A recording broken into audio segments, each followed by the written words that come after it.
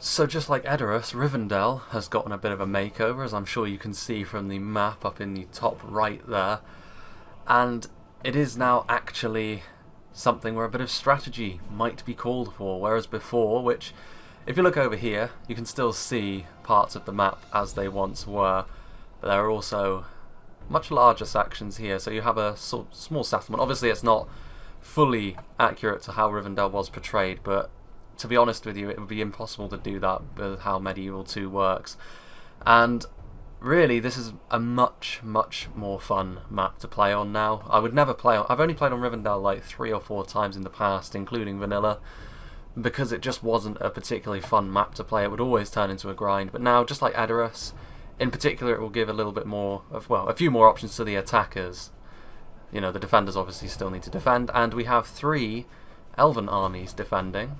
And, you know, all of the 3 Elven factions are involved. So we have Lothlorien, we have some of the Woodland Realms. Where are the Woodland Realms?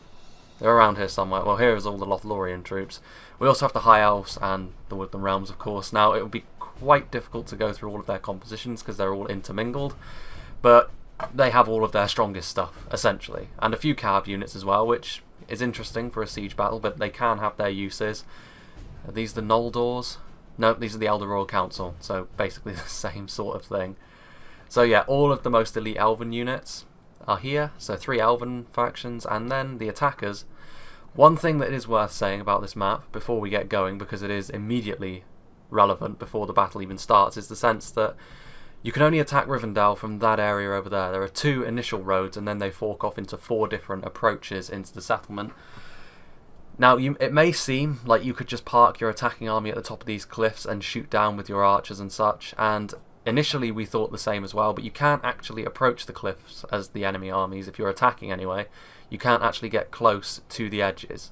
You can obviously get close to the edges down on the lower roads, but here there's kind of like an invisible wall that prevents you from getting to the edge. Now, a trebuchet would probably still make it, to be fair, so if you're on the attack, a trebuchet, if you deploy back here, might not be the worst idea. It might be a bit unsporting, and you won't win yourself any friends by doing that. But still, I think that is the only ranged attack that you can use from the top of these cliffs. Other than that, you're going to have to march right the way around, and, you know, we'll go this way. But you can see that this is going to take a while, and this really is one of the 2 complaints I have about the map, but there's nothing that can really be done about it, because it's the way that Medieval 2 works, in the sense that 2 of the deployment zones deploy up here on the 2 plateaus to the side, which means you have to make a very long and arduous march down to the area over here, and obviously the Runic player here is in the ideal position because this is where the advance will begin. But myself and the Unbar player found ourselves in the position that we had to march right around, and so did the Gundabad player to an extent. So that's the first thing. And the second little gripe I have will come into play a little bit later, but again, there's nothing that can be done about it because it is just how Medieval 2 works. Other than that, though, again, this is a fantastic job that WK has done on this map. It's now fun to play, which is all I can ask. And to be honest with you, Edoras and Rivendell are probably the 2 that will have undergone the most drastic changes. I believe that Osgiliath, the ruined version of Osgiliath, is the next one to get a little change, but it won't be in anything to do with layout. It's just a case of making the buildings solid so you can't shoot through them with arrows. It really gave the attackers a very high benefit on that one, so that'll be one for the defenders. Let's have a look through the Runic army, though. It's easier to go through the attacking compositions. So a catapult, obviously, useful. Gamp Rim. We have Clansmen. Now, Clansmen not going to be very good at doing anything other than soaking up arrows, but this is how it is. We obviously can't bring all of our most elite units, but Rune do have a pretty nice core. Loke Flag Rim. Armor Piercing is only really going to be useful against the high-tier high Elven units, as opposed to Lothlorien and the Woodland Realms, which is a point, you know, against the Elves. Armor Piercing is maybe not quite as good, but when it comes to Rune, the Loke Flag Rim, still very good. Swift Blades may have been more cost-effective in this situation, but they are worse, so it is worth mentioning that if you can spend your money, you may as well. More Clansmen, again. Loke Scion Rim, this is a very good choice because, of course, they're very survivable. They'll do very good against the archers. Back here we have Carmul's Chosen again. They are armor piercing, which is their main benefit, and it won't really get deployed here, but it is still Rune's best sword and board unit that they have available to them. And then we have some Baltroth Tribesmen, some Loknar Rim, and that's pretty much the Runic army. Lots of Flag Rim, Scion Rim, Gamp Rim and a few javelins and archers to back that up. Let's go and have a look at Gundabad. Now Gundabad is in the tree, so this is going to make this rather interesting to do. Guardians of Khan Doom, very good choice here as well because they will soak up arrows better than most. Hammer Guard, good for the attack. Also, they are pretty high mass and they can also do a lot of charge damage, which might not be the most useful thing, but still the most offensive focused unit that Gundabad have. Scourge Raiders as well, another attacking based unit, but really a magnet for arrows. Snaga Stalkers. Again, Snaga Stalkers are not the worst unit you could bring in this sort of situation. They're good fodder, and if they can get in melee, they can do more surprising amounts of damage than you think. Obviously, they'll still get slaughtered, but they can leave their impressions. Rudal Berserkers, nice and survivable. Their armor piercing won't help them too much, but it's still pretty darn good.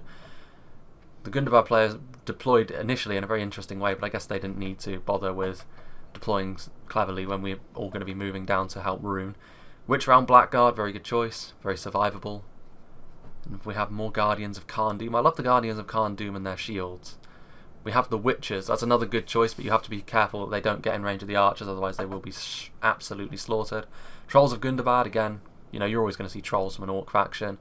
And then we have the pikes, so we have several unit of Witch Realm pikes, several unit of Rudar heavy pikes. I'm going through all of the army compositions in a bit more detail because someone asked me to. If this is something you don't want me to do in the future in the bigger battles because it takes a while, then do let me know. More Rudar Berserkers, and there are some units that are hidden in amongst that. I believe that's the Numenorian Shadow Guard that's hidden.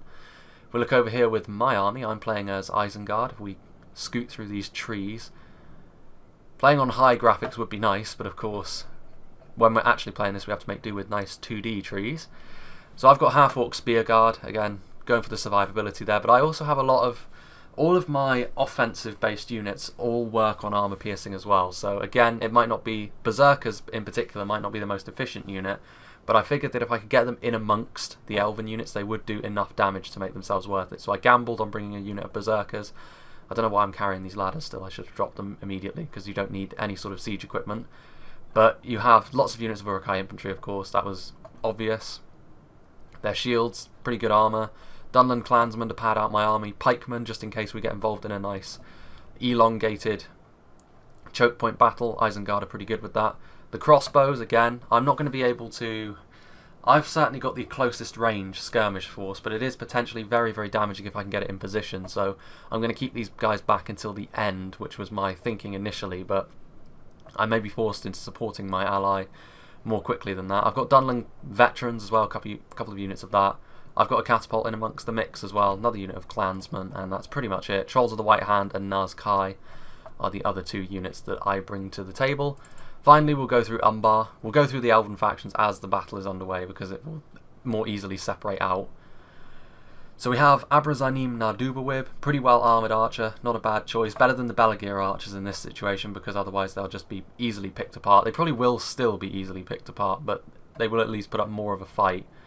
Belagir footmen as well, that's a good choice. Corsair savages, maybe not so much because they have basically no armour, and armour piercing is what they make their living off of. But even so, same with the Berserkers, if you can get them in amongst the battle, they can still do a lot of damage.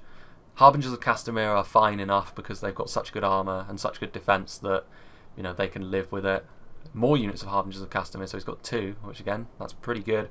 Belagir Halberds, again, it's going to be a similar sort of thing. If you can get them into an elongated fight, they will do pretty well, but, you know, armour piercing, maybe Corsair Pikes would have been slightly better, but, you know, it's hard to tell, really, with the funds, you know. Castamere's Chosen, very good unit in this sort of situation. The shields, and then we have more Halberds, more Footmen, and what's this over here? More Nardubawib, yep. So some of the elite units of Umbar are on the field, as well as some of their Corsairs.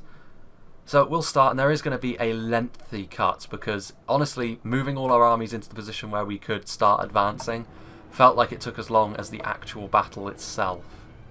But while this is going on, we may as well have a little look over the Elven units. Galadrim Veteran Warriors, of course. Sylvan Heavy Spearmen. Mithlon Nobles, so basically all of the elite stuff. There is still obviously some units like Sword Quindi. The High Elves are so expensive that even when you have more of a money advantage, you can't just splurge on all of your very best stuff. Hiri Bang, Imladris Guards. Advancing into all of this is not a particularly fun proposition if you're the attackers, all of these Elven archers.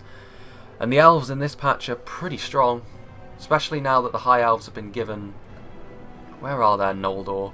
I know they're here somewhere. Sindar Blade Masters, Elder Council, so they've got Javies as well. It's going to be difficult, but, you know. One of the things that we can take as a positive from them all being elves, however, is lack of numbers, first and foremost, and this translates into a lack of mass. So hopefully we can use our superior mass to push through more quickly, which will... You know, this is one thing that the elves do struggle with, and it's something which is a bit of a weakness that I don't think they're ever going to shake off, simply because of the... It comes down to how many men they have in the unit. So, really in this sort of situation, if you've got 2 elves, you might be better off going for a heavily armoured human faction, or even the dwarves, to add a bit of meat to the defence. Particularly the dwarves would be very good, but I guess they were having mercy on us. The dwarves on the defence are not a force to be trifled with. But yes, I will now make the cut, and we shall rejoin the action when the advances are beginning. So, as the advance kind of begins, it's still quite a way before, well, certainly on this side until we reach the Elven House of Elrond. But still, this is a pretty good time to talk about some of the logistics of the map as they exist now. So obviously I said that down here, in this area, is where the attackers will start their advance, and there are 2 roads you can choose from. One leads more directly into the little sub-settlement, and one is essentially the map as it was before, up to a point where you have this sort of long, narrow road that leads down here, goes across a sort of natural, well, a natural bridge, and then goes across the 2 bridges down there directly to Elrond's abode. However, there are a few interesting little additions, particularly to this road, because essentially you have 2 roads that lead in, and then they split off into 4. In both occasions, both roads will split off into 2 avenues into the settlement. So down here you could go the way that has always existed, across the 2 bridges, and more directly into the... Well, that's going to happen quite a lot, by the way, with all the cliffs around. And you can go directly into the settlement via this direction, or, as I'm sure you noticed from the cavalry up on the hill, you can head... This is something I can only apologise for. I really need to get myself a better camera software so that I can avoid going down the cliffs like this, because some maps do have cliffs. You can go around this way, and this will of course lead you right around and head down to this area over here. Now this is a good area for the defenders to pitch up as well though, because it does allow them to shoot down onto the bridges below, so the defenders are always going to be defending this road. So as the attackers, this is probably going to be the first way you want to go, and then go across the bridges only later in the battle when you really want to be putting the pressure on. We go back over here though. Oh, well, that's unfortunate. This is another situation, although it splits off into the 2 avenues pretty quickly. You obviously go down here and then you can choose between one of 2 gates. Now, the difference here is that there's more room, but this works for and against both attackers and defenders. Obviously, more room means the defenders have got more space to deploy their archers, so in particular for the Elven player, you can really let your ranged advantage tell in a situation like this. But for the attackers, it also gives you a lot of opportunities for bringing more of your numbers and money advantage into the defenders and putting a lot of pressure on them. So it works both ways. On the other side, it's a very thin road, which again, it works basically in the exact opposite way. It is also worth saying that that road is significantly longer, so you will have to wait before you get down there. So, you know, if you all want to attack at once, you should certainly let the armies, well, the orc players, the role that we were filling, you should let them get down to the end of the road before you start making your assault in earnest, which is something that we didn't do. The Easterling players advanced earlier, which is fine, you know, this is testing after all. But it is ironic that in this sort of situation, advancing down these pathways here, which is what these clansmen are doing right now, would have been a job more fit for the orc factions, and going down the sort of the cliff path and across the original bridges would have been something that the Easterlings would have been much more suited for, with a lot more of their elite armoured units. In particular, Unbar is the sort of faction that would excel in such close quarters, but as it is, the orcs will be going down that way and the Easterlings will be heading down this way. So Sword Quindi versus Clansmen. Now this may seem like a battle of trash, but Sword Quindi isn't actually as trashy as, well, I guess for the High Elves they are, but in terms of overall prowess, they aren't actually that bad, whereas the Clansmen are actually that bad. I'm going to be displaying the names of the players in the description, I think, because there's quite a few of them, but Fascist Mongolia. I wonder if he's played Hearts of Iron. That's an interesting name. I can't imagine where I got it from, if not Hearts of Iron. But yes, here we go. The Clansmen I'm not really a fan of doing this, as I've said in the past. If you're going to charge your like lesser units forward, you need to do so in the hopes that you're going to get your kills by archers. So you want to soak up the enemy archer fire. Doing this, the Sword Quindi are easily going to be able to beat them, and you haven't really made much progress, and this is a whole unit you've thrown away. It's something which I've seen a lot of people do. It's just something that I don't particularly like. I like it when you send forward your fodder to be a hit point sponge for your better units, because then they're actually serving a purpose, whereas here they're just dying for the sake of it, really. Which, again, it's not a huge loss because it is a lower tier unit, but I don't like seeing money wasted. Florins are important. But yes, these sorts of engagements are just probing, just sort of testing, and over here, we go over here, across the Great Lake. We shall see that Gundabad is advancing with their fodder as well, but they're advancing in a more comprehensive manner and with skirmishers, so this is fine. Gonna try, I think, and get some archer fire onto those elves on the cliff and hopefully trade a bit more efficiently with them, and Snarga will.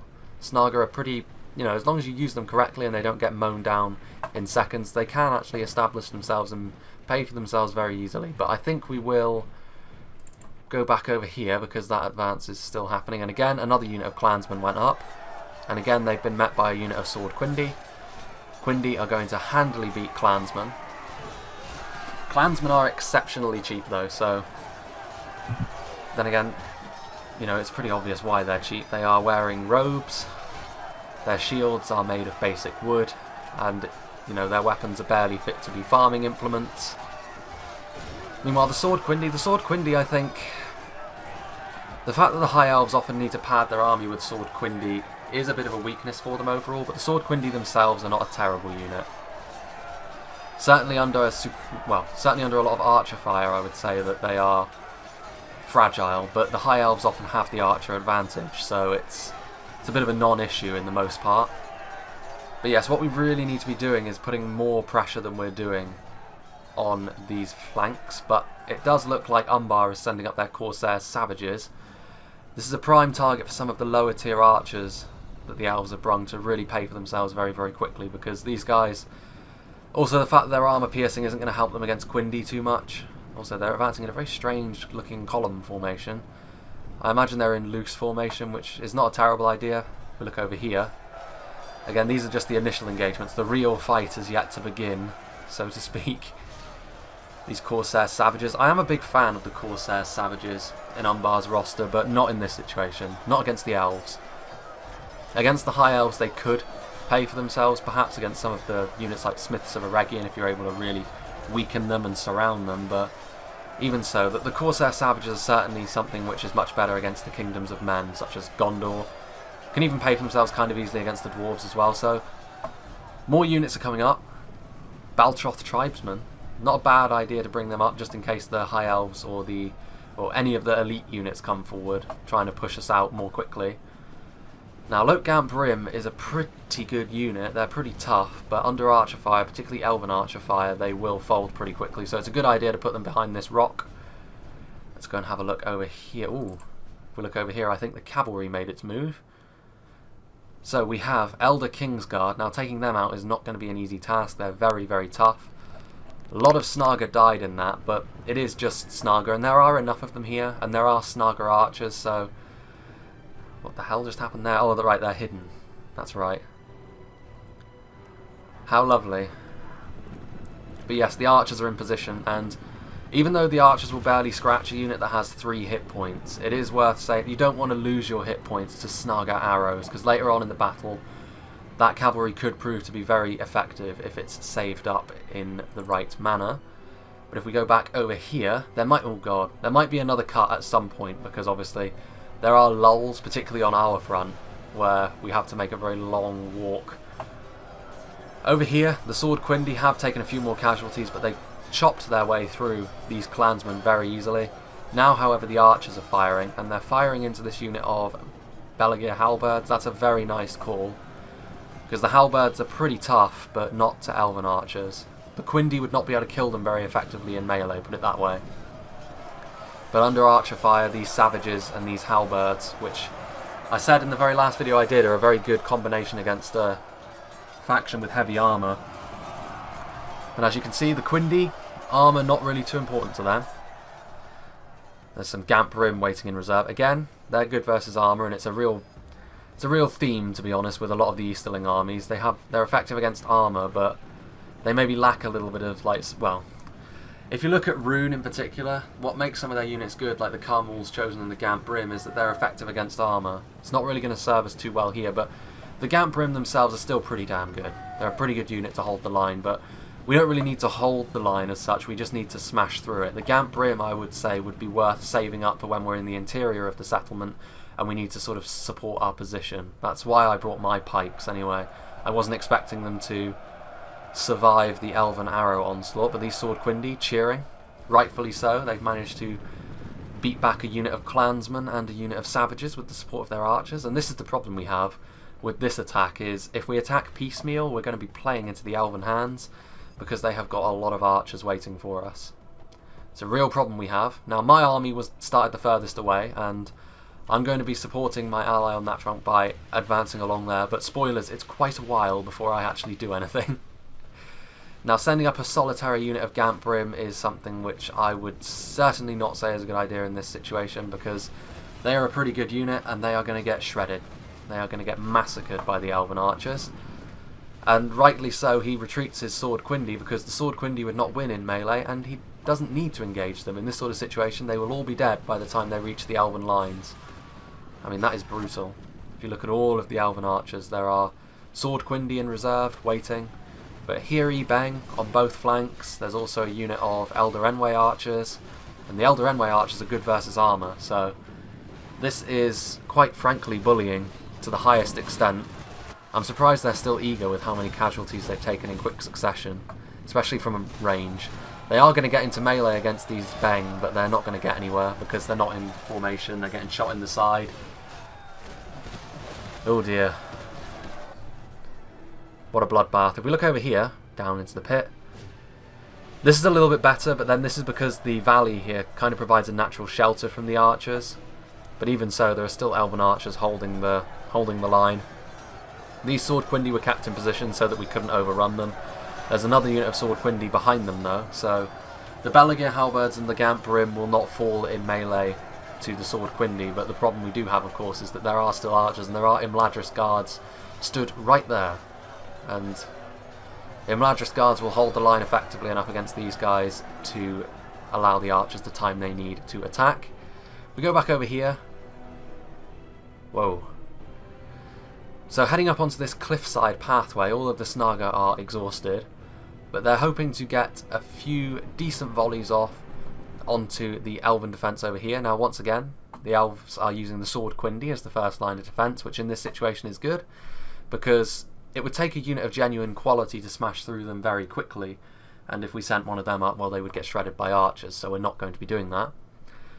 Some units of Noraturno warriors here. They will easily manage to best the Snaga in a skirmish fight, but nonetheless, the Noraturno warriors will still take some damage to the Snaga, and hopefully then we can take this cliffside path. If we can take this cliffside path, we can then advance more safely along the bridges, and we can start putting real pressure on the heart of their settlement.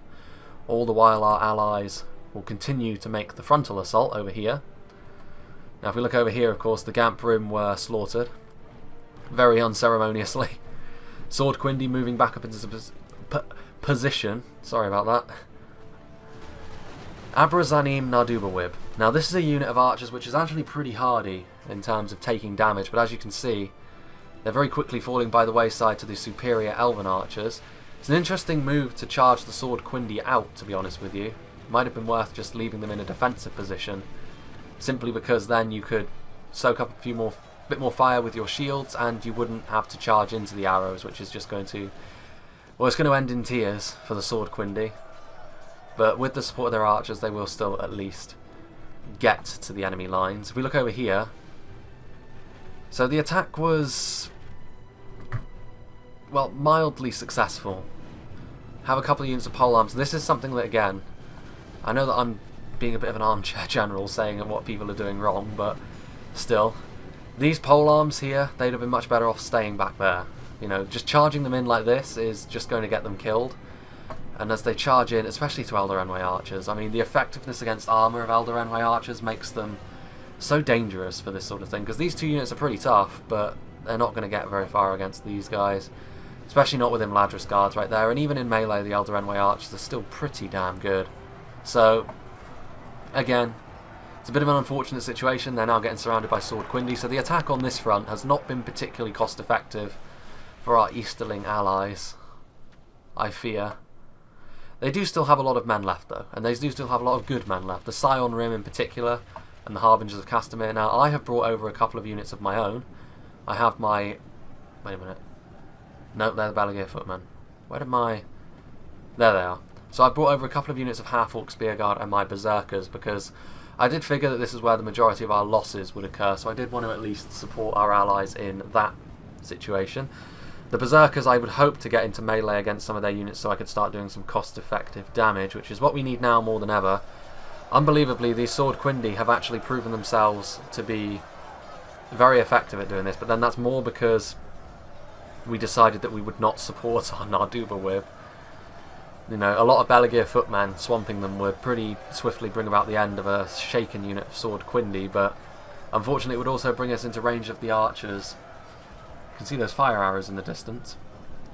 But yes, it is a tricky situation that we find ourselves in. We're all huddling behind this cliff. Now, what we really should be doing at this point is sending in all of our units. Well, we should wait first until we've got a more comprehensive attack going on the other side, but as soon as the attack on the cliff and the bridges over there begins in earnest, we should then really charge with everything we have on these two fronts. If you can put pressure on every front, that's how you win, particularly against a faction, well, factions like the Elves, because they don't have the numbers to plug every gap under most circumstances, but as it is, our rather haphazard advance continues.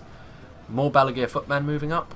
Again, this is a pretty good unit to use, much better than the Halberds in this situation because of their shields. Oh, that frame drop. Are they breaking? Yes, they are. They're routing. They're routing to 7 Abrazanim Narduba Whip. So they run. Interesting. Let's move back over to the Snaggers adventure up here on these cliffs. Nearly perfect. And unfortunately the Snaggers adventure appears to be over. The Snagger Stalkers are routing. The Snagger Archers are wavering. They're sort of waiting, and my ally did ask me to bring up reinforcements, but unfortunately I can't change how quickly my men move. But yes, I will be reinforcing this area with some of my units. You can see that basically my entire army is moving up. The only blue we've got left back there that is comprised of orcs is Gundabad's most elite corps, which we do want to save until the end, because if it comes down to just a few units on either side right at the end, we will end up losing to the Elves very, very easily. Something like the Noldor Elders. Now I'm beginning my attack over here. Man, this frame rate. That is a chunky frame rate. Now over here I'm sending up my Spear Guard first of all, of course, because they are a little bit more survivable, and I'm going to put them into shield wall here. So I'm trying to make it so that we have a position within the settlement, sort of, that we can capitalise on when we need to, because if we stay far back, we're not going to be able to charge in when we need to.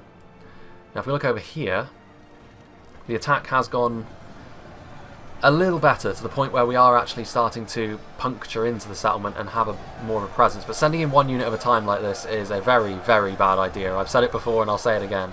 One unit at a time never works. Flag Rim, though. Flag Rim will actually do kind of well against Elder Enway archers in sustained melee, but not when they're placed under this much pressure. They're being shot in the side by a unit of Beng. And there are Imladris guards, so even if they did manage to break through, the Imladris guards would very swiftly halt the advance. There's also a catapult over here. Oof. All these archers.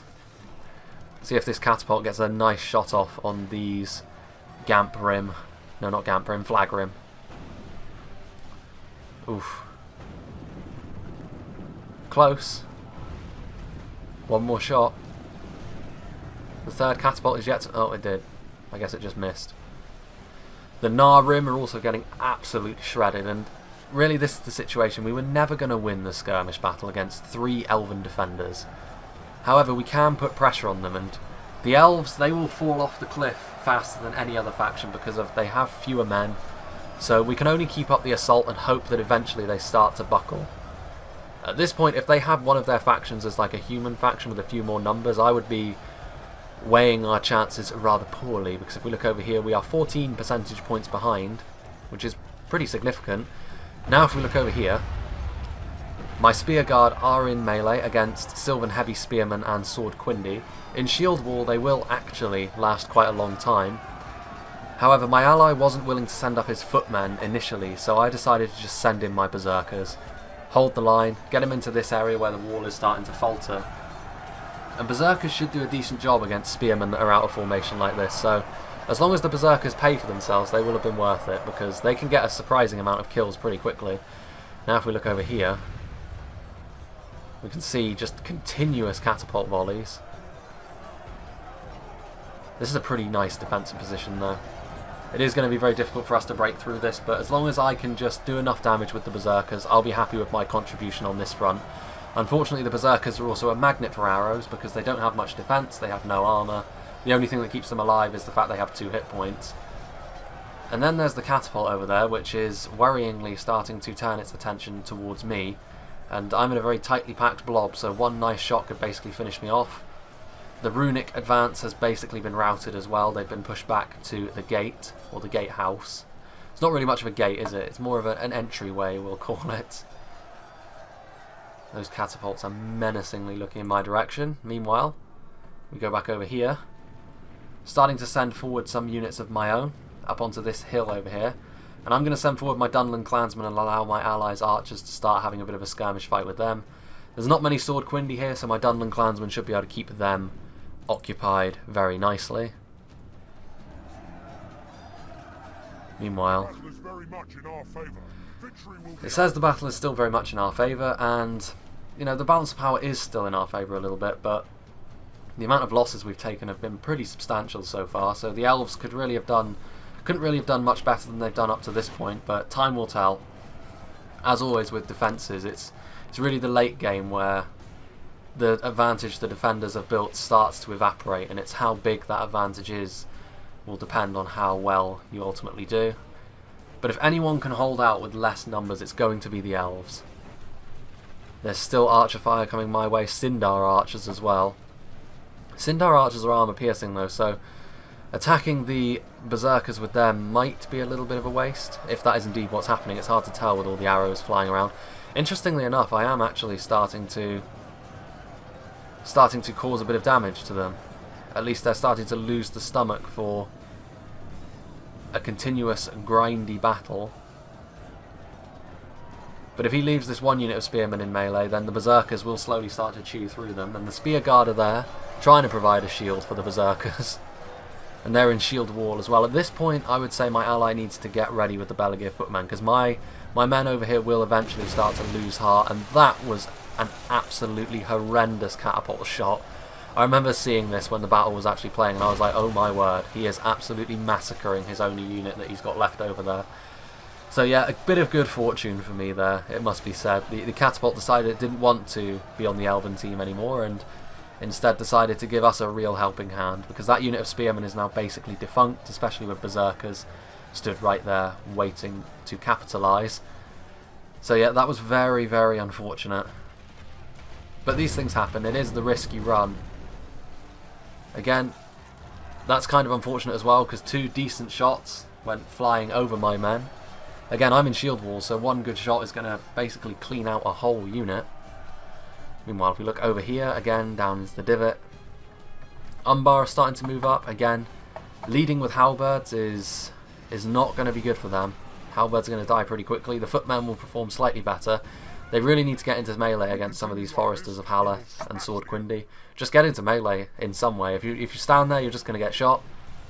Meanwhile, the catapult is getting ready to fire again, which at this point he doesn't have very many men left over there, so I mean he might as well. Let's see. Another miss, another miss. Still one shot left to go, isn't there? There we go. That was slightly better. A lot of Spear Guard and a few Berserkers.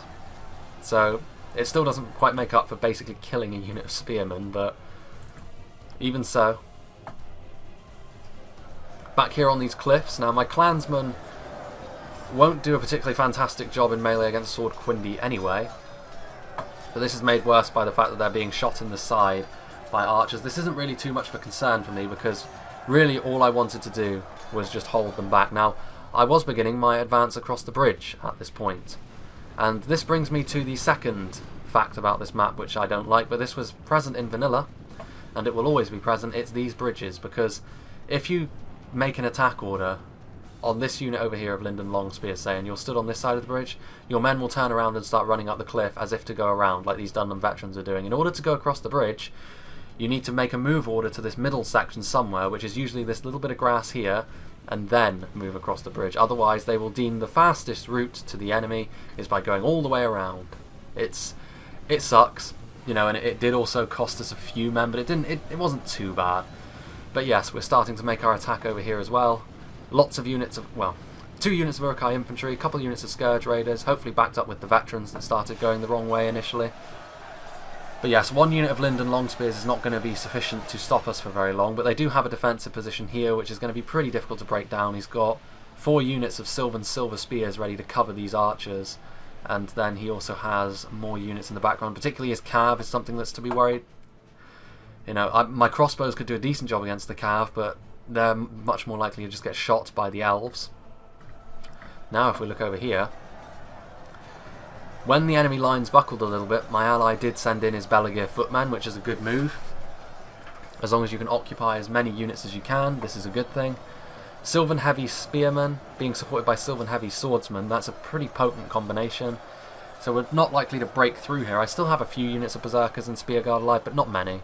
You know, the catapult did damage me as well as the archer fire. But that one catapult shot, that might be one of the worst catapult shots I've ever seen, because it landed square in the middle of those spears. Witch Realm Scourge Raiders, Uruk-hai infantry, so we've broken through essentially the Linden Long Spears, and now it's all about trying to engage this line as fully as we can.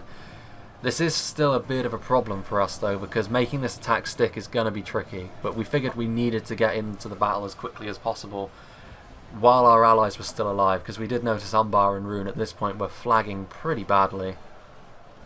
So it's going to come down to whether or not we can really cause some damage while they are getting ripped apart.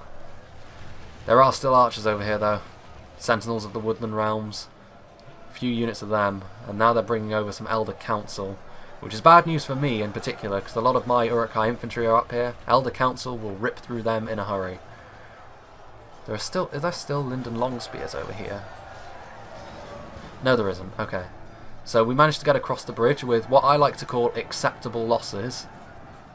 But when you're playing as the Orcs, acceptable losses is a term that you're going to be coming to terms with often. Now, meanwhile, up on this hill, we've basically no progress. In fact, we've made negative progress. The Sword Quindi and now Noraturna warriors in melee have managed to push back my Dunland clansmen a little bit. However, I decided to stand up a unit of Dunland veterans so at least we wouldn't break on this front, because then the Elves could start flanking around with their cavalry, and that is the last thing we want. Bring up units of pikes to go across the bridge as well to try and reinforce our position over here. Now, pikes are likely to get shot with arrows, but at this point I just want to hold back the enemy infantry, and pikes are the best thing to do that with. Sylvan Silver Spears are a pretty good spear unit, but in a sustained melee against Scourge Raiders and Uruk-hai infantry, they would lose, but of course the archers are the tipping point here. The archers are very much causing us a great deal of trauma. Meanwhile, if we look over here, Unbar and Rune are still bravely fighting on, but these Carmel's Shadow Guard, well, I've still got half-orc Spear Guard in there. I think I still have a couple of units of Berserkers as well. But, you know, we're making virtually no progress on this front. Now, this is an interesting move, trying to use the mass. You know, that is a worthwhile tactic against the Elves, particularly Lothlorien. They seem to have a very low amount of mass, and it's something worth taking advantage of. Over here on this front, things are going slightly better. The Loke Scion Rim don't go down very easily, neither do the Carmel's Chosen, so it's going to be a much more difficult task for the Elves to just slaughter the units over here in quick succession. Baltroth Tribesmen as well, trying to get some throws on the Elder Council, but the Elder Council are going to be the ideal unit for dealing with some of the more heavily armoured units. There's some Dragon's Wrath Guildsmen over here as well. I missed them in the unit compositions. Again, they're pretty good. They should do a decent job against the Elven infantry anyway. Meanwhile, if we look over here, you can see the big blob of green that is my army getting shot to pieces by Elven archers. It is rather disheartening when you see so many of your men killed so quickly, but when you're fighting the Elves, all you need to do is keep in mind that, you know, they will fall off the cliff eventually if you keep applying pressure, and this is what the orcs were built to do. Charge in and die. So here comes a unit of pikes. Going to set them up over here behind these silver spears to try and help push. Unfortunately, I didn't really notice over here that this was where the real problems lay. If we look up here on this ridge over here, the Elder Royal Council are making my life a misery. Such a good archer unit, both at range and in melee. They were made armor piercing as well, which is possibly makes them a contender for the best archer unit, maybe. I don't know. Dunedain Troll Slayers still probably my personal favourite overall. These Silver Spears are doing a pretty good job. There's still more units. Again, I was guilty very much of staggering my advance as well. Like, I should have advanced with everything I had, at least all of the basic units I had across the bridges as quickly as I possibly could. Not my finest game, this one, to be honest with you, but fortunately because I was kind of the last player in to commit, well, because I deployed way back here, it was a case of me just trying to help my allies, so it wasn't quite so terminal. Unfortunately for my allies, they kind of made the same mistakes that I did, and they are being made to pay for it a great deal more than I am. Now we have Sindar archers in melee as well, so we're not going to be breaking through here. Not with, well, basically nothing in reserve. There are still a few units here and there. Castamir's Chosen and Harbingers of Castamir are basically the only things we have left, in addition to some rangers. But other than that, Unbar and Rune have everything. Rune, I believe, have everything committed at this point. Everything over here is everything they have left. So Loke, Scion, Rim. They will last quite a while, but even so, we're not going to break through here. We did at least cause quite a lot of damage to the Elven defence. This area was packed with elves before, but now looking a little bit more thin on the ground, and it is still saying that we should win, but that is a big percentage deficit to overcome. You know, we are over 20 points behind. 23 points. So that's a lot of death to make up for, but provided we can get into the right positions, we're going to do it. I can tell you what the right position is not, being over here. Rudauer Berserkers. Not the worst thing to stand up against Silver Spears, but unfortunately for me, I tried to send up a unit of crossbows to start shooting away at the Elder Royal Council, hoping they wouldn't notice, and that was a rather forlorn hope because they started getting gunned down by every elf with a bow. So I actually also started shooting into the Silver Spears, which is honestly a bit of a waste. But so this unit of Uruk-hai crossbows, of my 3 units, is now dead, very dead. And unfortunately for me, there is now a catapult over here, so my advance down across the bridges is looking... it's not looking great. The Rudauer Berserkers are not looking too shabby, though. They'll win against Silver Spears. With the sort of percentage of kills, the battle being very much in our favour, at this point I was sceptical of this. I was starting to think that maybe we had thrown away a little too much. Like, this is to be expected. When you're on the attack, you're going to lose more early on, but I was starting to think that we didn't have enough left to really make this tell. Like, Rune and Umbar are starting to collapse. Rune in particular doesn't have very much left. We have Carmel's Chosen still in the melee. Elder Council though, Sin of the Dark Cloud himself. And he has Cav, so may our Dark Lord have mercy on our souls. Meanwhile, let's go and have a look at what's going on the cliff, because there hasn't been a lot of movement up there.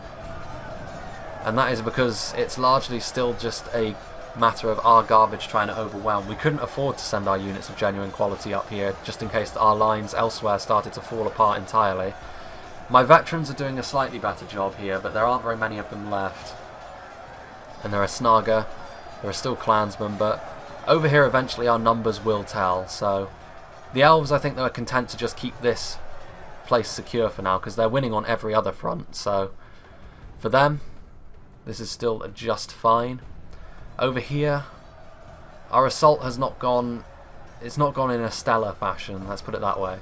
We have at least managed to establish ourselves, and that's largely down to the Rudauer Berserkers. I think they're a unit of a bit more quality, they were able to withstand a little bit more.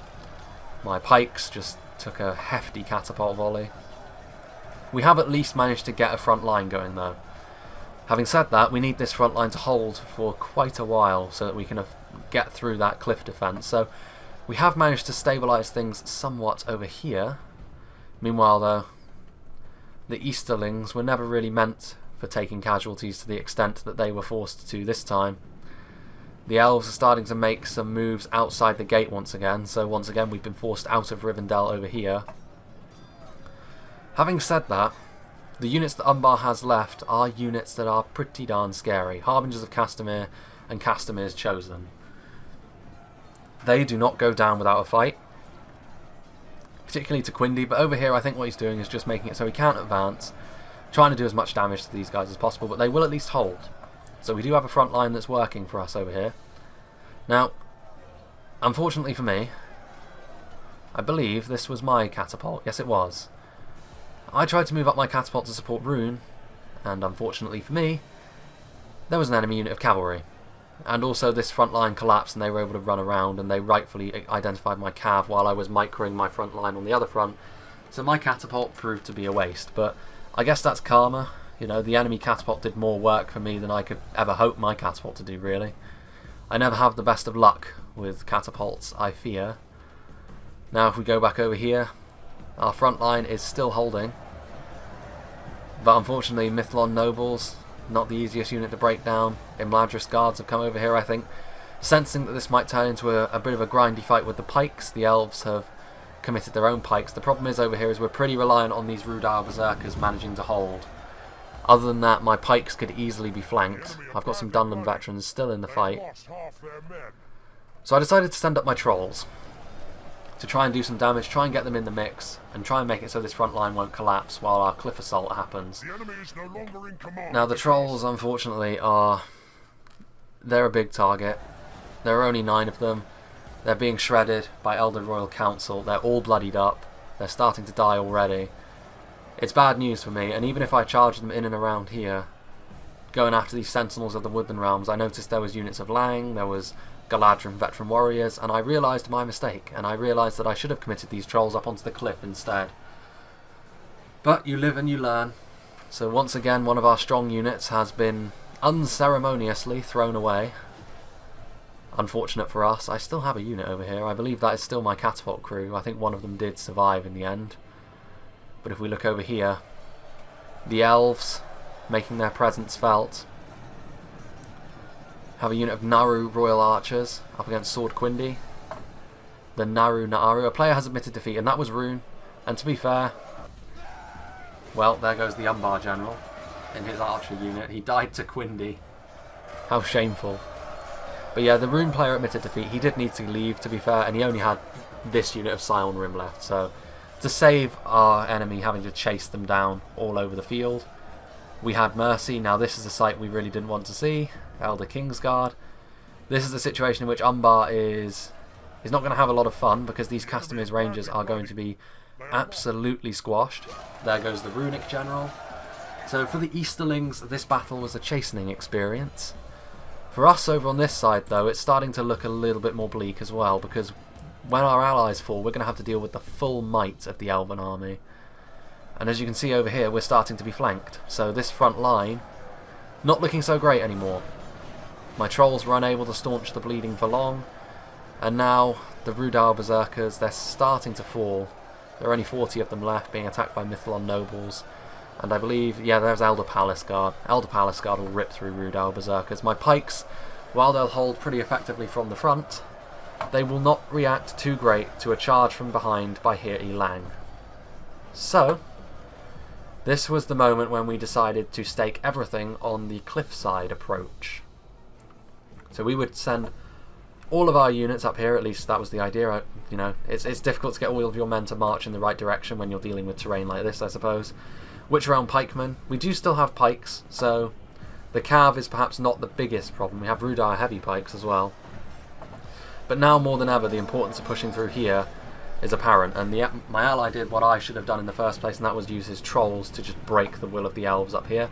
I've got my Nazkai as well, so we're going to take this cliff position, and in a rather interesting turn of events, with the percentages, they've closed a little bit, but we're still 13% behind. In an interesting turn of events, we're going to have to play a little bit more defensively because of the Elven cav, and because of the fact that all of our, well, the majority of our positions anyway, has fallen by the wayside. Certainly the Easterlings are not going to have the best of times. If we look back over here, the Elven cavalry should very much be present, or at least it was. If we look over here, Sindar heavy archers dealing with the Castamere's Rangers. Here Bang in melee, Elder Royal Guard. This is going to be an interesting situation because there are a lot of elite units over here.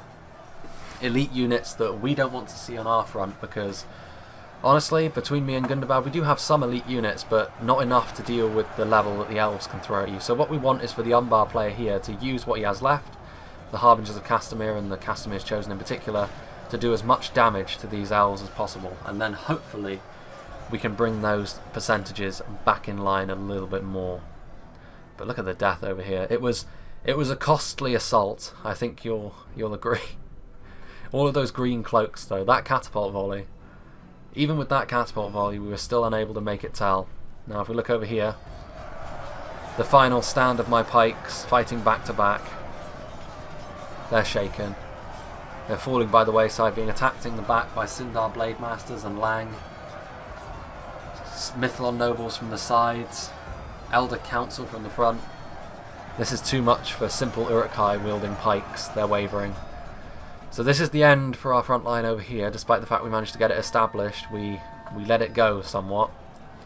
However, all is not lost, as you can see from this attack.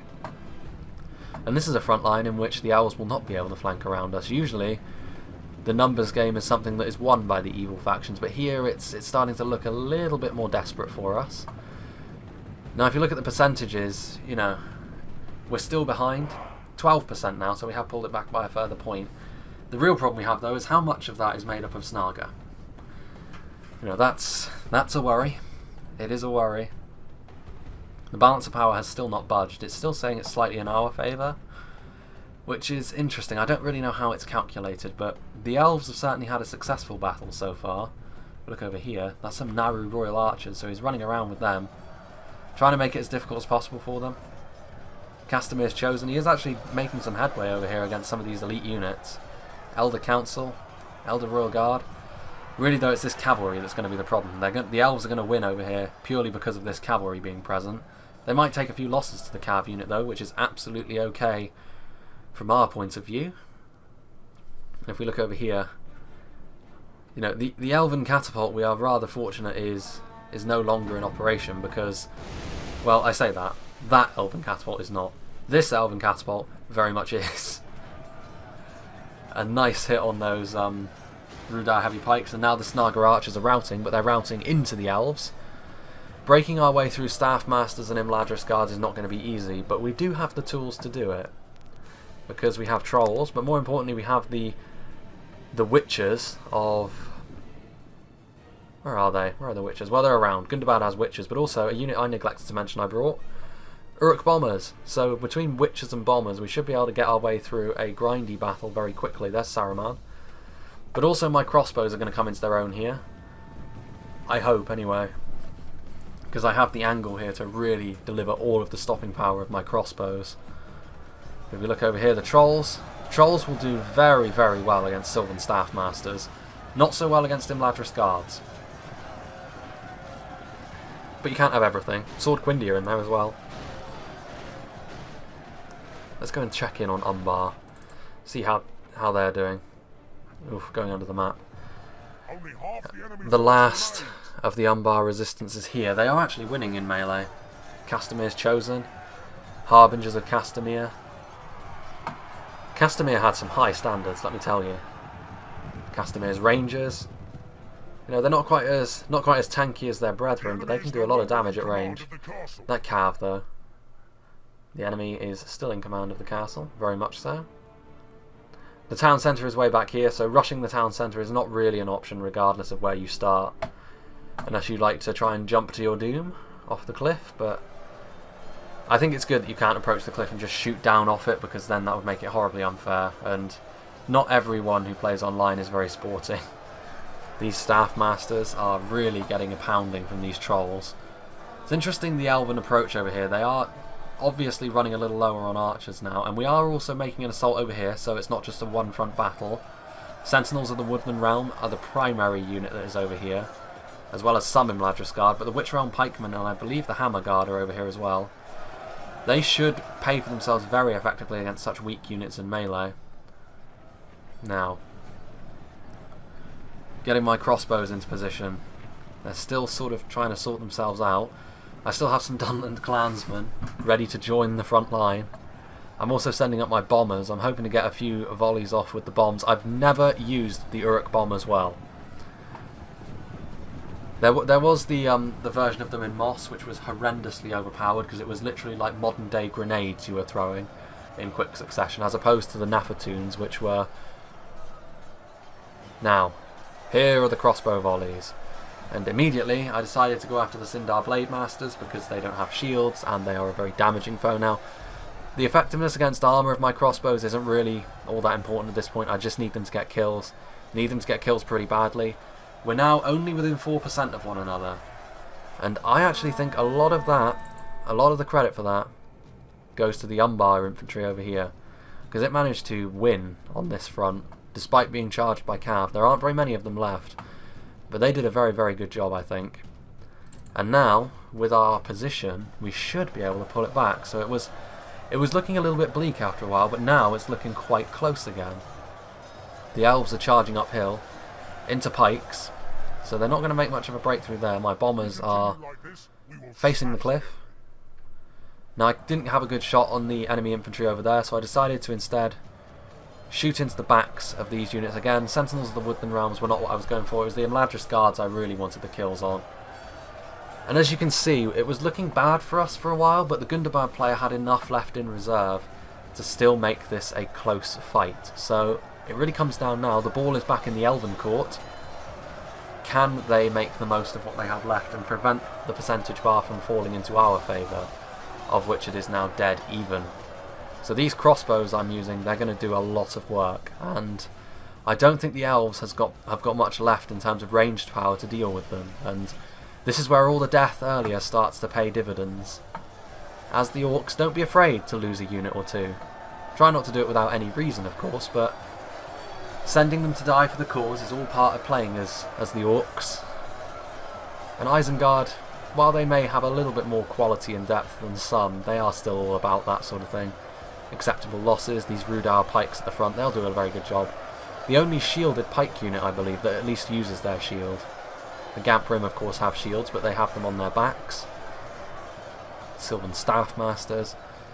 So this is an interesting situation we find ourselves in. So my bombers, will they fire? No. The angle you need for the bombers is infuriating. If you think that getting a catapult to shoot its ammunition is frustrating, try using the Uruk bombers. I just want my bombers. If I can use my bombers here, the battle is won, essentially, because then we will have broken through. The bombs! He missed. Throw your bombs, man. All of you at once, not just 3 of you. There we go. He missed. No, he didn't. He got a Sindar Blade Master. So we're getting individual kills. Fire! Ugh. The Uruk bombers. They're so frustrating. So the Umbar player is still over here, menacingly looming with a few Castamere units, and that's enough. These units here, are enough to give the Elves pause and to not fully deploy against us, because you can see over here, he has got several units of Elder. Well, he's got Elder Palace Guard, he's got Elder Royal Council, he's got here Elang, a few Elder Enway Archers. So he's still got enough over there to consider the Umbar player a true threat, but really, he's got bigger problems at this point in time, because the Orcs broke through on the bridge with the Hammer Guard leading the way. And I did actually get a bit of friendly fire, but it was worth it for breaking through. Numenorian Shadow Guard reinforcing the front line. This line over here, really if we can just tie these units up, because at this point we're in the settlement, and we're in the settlement without the threat of ranged fire. Now, unfortunately, Elder Royal Nobles, well, Noldor Nobles, this is a problem for us because they are exceptional units, but they are in full view of my crossbows. So there we go, just as I leave, of course, my volley goes off. But as long as they stay here, my crossbows will be able to pick them apart at will. So it was looking bleak for a while, but now we certainly have gained the upper hand. The cavalry could still be a bit of a problem for some of our units, although we have enough pikes to give them second thoughts about that, I think. I've still got my Uruk bombers. I still have my Naz Kai ready to go in as well. Meanwhile, my ally, the Gundabad player. He has 2 units of Guardians of Khan Doom. He has his Witches, and he also has his Blackguard, his Witch Realm Blackguard. I think that's them on the hill over there, is it? Yes, it is. So he has his Witch Realm Blackguard. He has a lot of elite units, and this is really the saving grace for us at the moment, because the Elves are going to really struggle, and they're going to struggle even more if the Witches can get a volley off into the back of these units. It's looking kind of bleak for the Elves. It was looking good for them for a while, and this is where I think they really would have benefited from having a human faction on their side. A Gondor or a Dol Amroth in particular would have been pretty ideal, because it would have given them the numbers, given them the mass, you know, and then they would have had a little bit more in the tank, I think. The Elves, you know, they're certainly very strong in this latest patch, but I think that the Elves still... You want your strength in different places, and the problem is the Elves generally tend to be good at the same things. And that was a volley of crossbow bolts that finished off the High Elven general, I believe that was. So that's good news for us. 1 general down. I believe the Silver... Oh god, what was that? I believe the Sylvan Elf general is in this Galadrim unit. The Witches are still running around, and unsurprisingly perhaps, they become a beacon for the cavalry to charge into them. They don't go down easily though. This cavalry is really the Elven players' last hopes. If they can get a few decent charges off, they may be able to reverse the rot, but at this point it's looking unlikely, particularly with the Witches about to... Well, this now must be frustrating. They're just setting up. It's just a case for the Elven player of just waiting for the pain to arrive, and they are getting in position. They're not settling for anything other than the ideal killing power that they can deliver, and here they go. Oof. That is devastating. The Witches, they don't have much ammo at all, but geez, when they get going, you know, this is the ideal situation for them as well. Sindar Blade Masters and Galadrim Veteran Warriors, are you kidding me? Unfortunately, they grilled a couple of my Uruk bombers. Not that they were doing anything anyway. I was happy with just the one volley. But yes, the Witches are certainly the superior unit when you compare them to the bombers. Certainly the better one. Players admitted defeat, and this is, if we look back over here, the Unbar player, because there was a battle over here. The Castamere units were finally finished off. Elder Palace Guard here, Elang, and Elder Royal Councils now. They need to get themselves back over to the defence over here, otherwise they will lose. And even if they do get themselves back over here, it's looking bleak.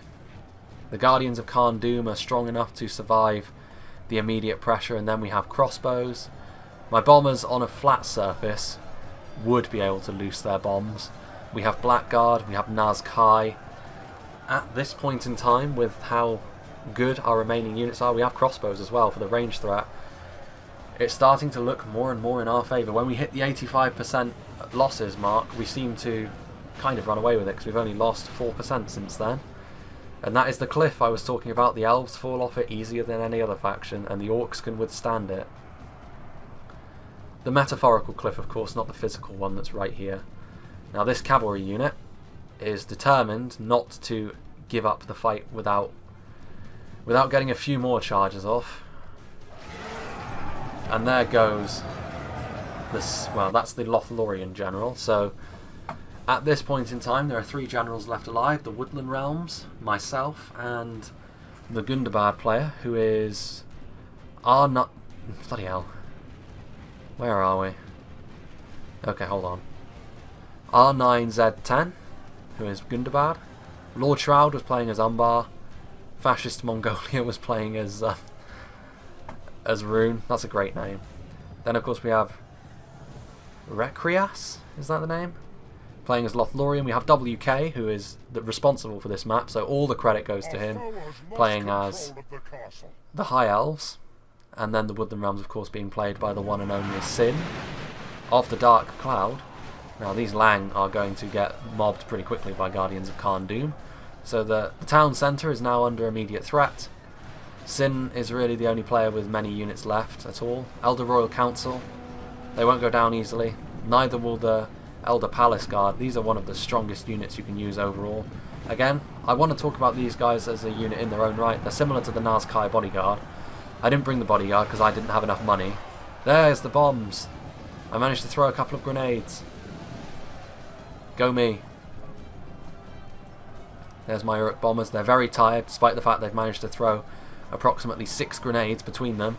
So they're obviously quite lazy, and this is not going to be great for them either. I've got to hand it to Sin. He really knows when to charge your units. He doesn't switch off anyway. You can't get anything past him. I was hoping you wouldn't notice them. But in sustained melee, unfortunately, these Cav, they're not going to do very much. I was firing at them with crossbows. Now, there isn't really enough of them left to really cause a big meaty charge now. Only 7 of them, now that one just died. And in sustained melee against this level of crossbows, they'd probably die as well, so... The final hope of the Elves. Elrond's house will be set ablaze after this, I fear. If we look over here. The Woodland Realms. Thranduil is the only one who manages to yet live. And he is in the Palace Guard, I believe. He might be in the Royal Council, but it's hard to tell. They're both intended to be generals units, and the fact that they were both on the field just shows that the Elves had the funds to play with. In many ways, I think maybe they were guilty of spending their ammo too early on units that they could have defeated by other means. But it's difficult to say. I mean, they had the advantage for so long. It was really only towards the end when we really took the cliffside path that we won. And to be honest, as the attackers, we did make quite a few mistakes as well. Like, the Easterling players will be the first to admit that they advanced in not exactly the best fashion. And my advance wasn't exactly great either. It was a bit too staggered. The fact that I call people out on it enough, it's a bit of a it's hypocrisy at its finest, I guess. But the Gundabad player deserves a lot of credit. He kept his units that were key to his plan in reserve. He kept them alive, and ultimately this is what is going to win us the fight, because now the jaws will be closed.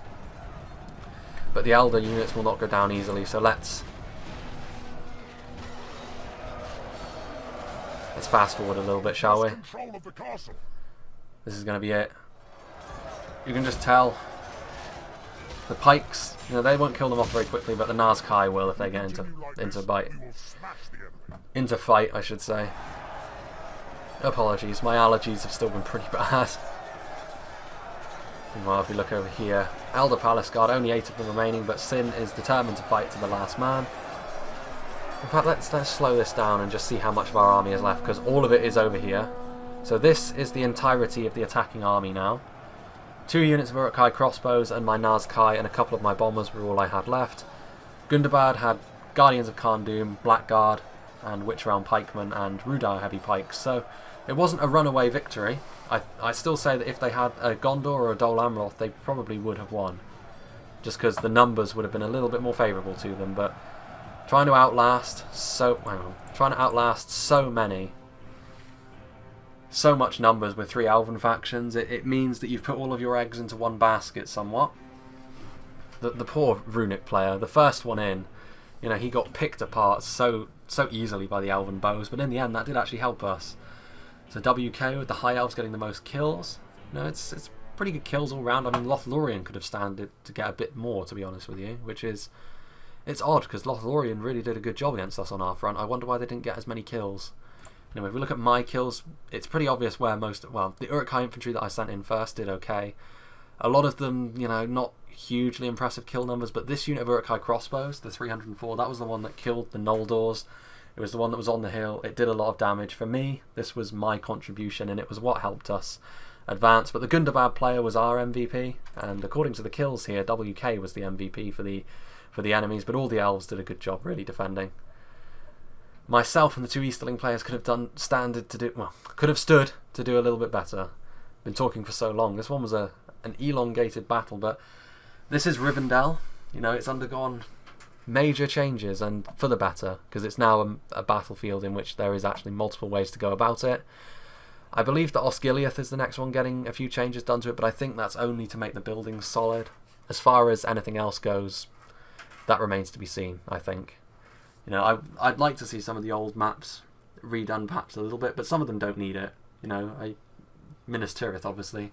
Everyone enjoys playing on Minas Tirith, but certainly Osgiliath will be the next one, and we'll see. I hope WK keeps up the good work, because these maps are very fun to play indeed, and bigger battles are always fun.